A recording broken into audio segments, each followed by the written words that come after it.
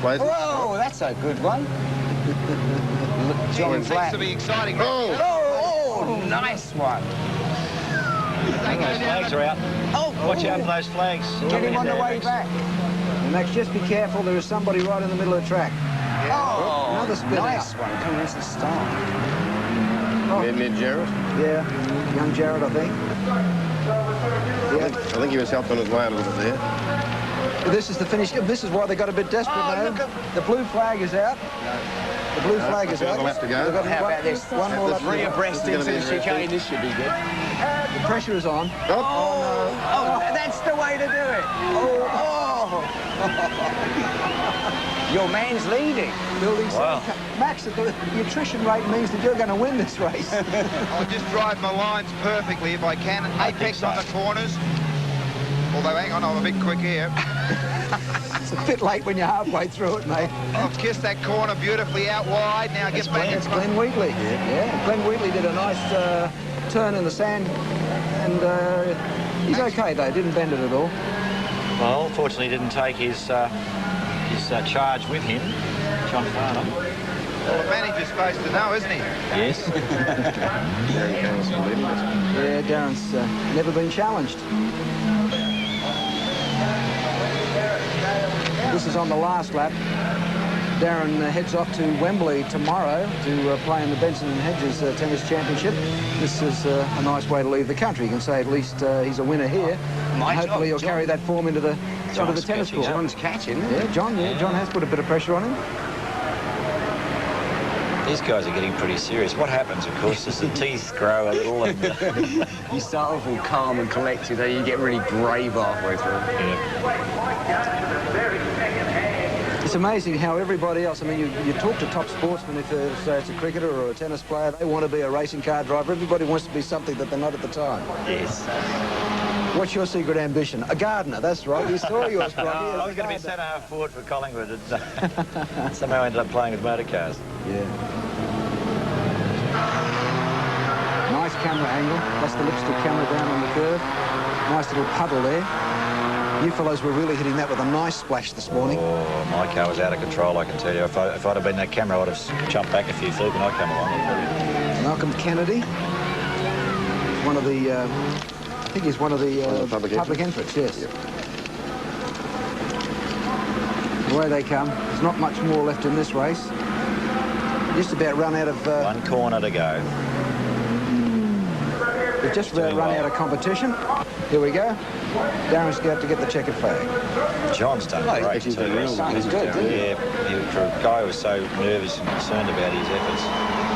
Well done. They've done very well, those guys. Yeah. John Farnham second. Who have we got in third spot? That's been able to get hold of that number. Well, that's the celebrity challenge for 89 out of the road. And Maxie, you're going to drive us to the finish line now, son. Yeah, it's a very good drive, I think. I don't know about fast, but I'd be pretty happy to finish, actually. Well, the carnage on the road that's been taking place, Max, it's been a really good job. How many's out of it? Oh, there'll be about half a dozen bit the dust. Oh, dear. That's bad luck for them, isn't it? Yeah, you can see you're really upset about it. Whoops, hang on, here we go. This bloke's one of my mates.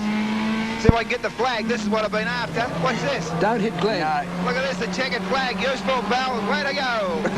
Well done, Maxie.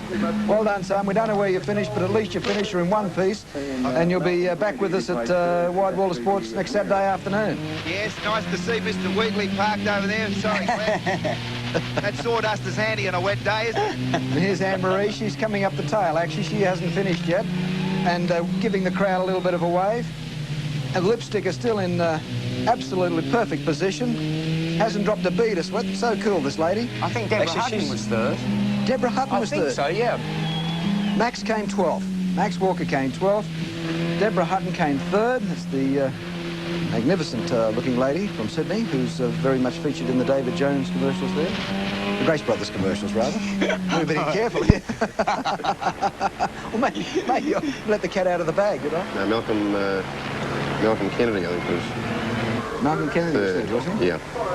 I'm sorry about that, Deborah. I'm sorry about that, Malcolm. False hope. And any other faux pas that may have been committed there, Ken? Oh, it was a secret, actually. All right, there's the winner, Darren Cahill. We'll be back with more right after this break from Adelaide.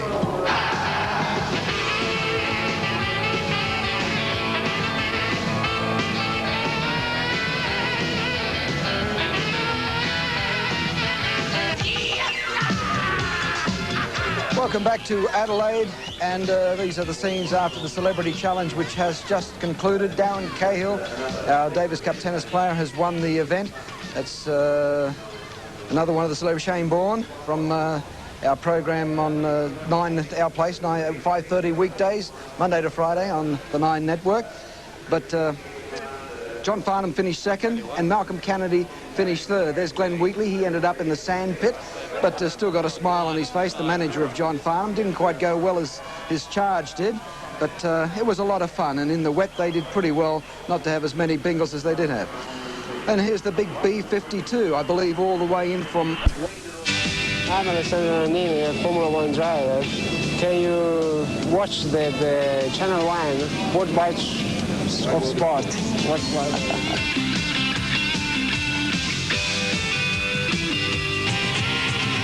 Welcome back to Adelaide. The celebrities have had their victory lap, and right beside them are the historical cars. They won't be racing today, Jackie, which is a little unfortunate because of the wet conditions, but the value of these cars, you can understand the reasoning behind it. The winner of the Celebrity Challenge, Darren Cahill, with Father Christmas. Good luck to you, Darren, and I hope Father Christmas follows you all the way to Wembley and you take out that big championship in London. Heads off there tomorrow.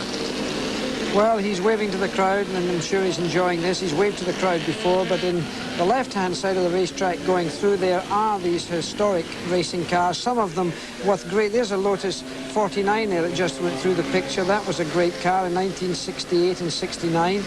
The cars, many of those cars, in fact, of the period that I started my racing career. And it's nice to look back. There's a Brabham, very identifiable, and there's another one there just going through. And, of course, Jack Brabham, Sir Jack Brabham, has now 3 sons back in racing, so I'm sure they would like to have the opportunity of driving. I had my son drive one of my old race cars the other day, and it was a great thrill for him. But the values, as you say, I mean, we've got Colin, you know, there's a car in here costing $3 million being driven by Colin Bond, owned by John Dawson Damer. And that's a lot of money to be slipping around in the wet with, and of course that's why we're not having a race. There are 2 Brabhams going down, I think it's Brabham Straight. That's a little bit of a chuckle for them. Jackie, the cars, a lot of them aren't that old. You know, I mean, some of them in the 70s, obviously.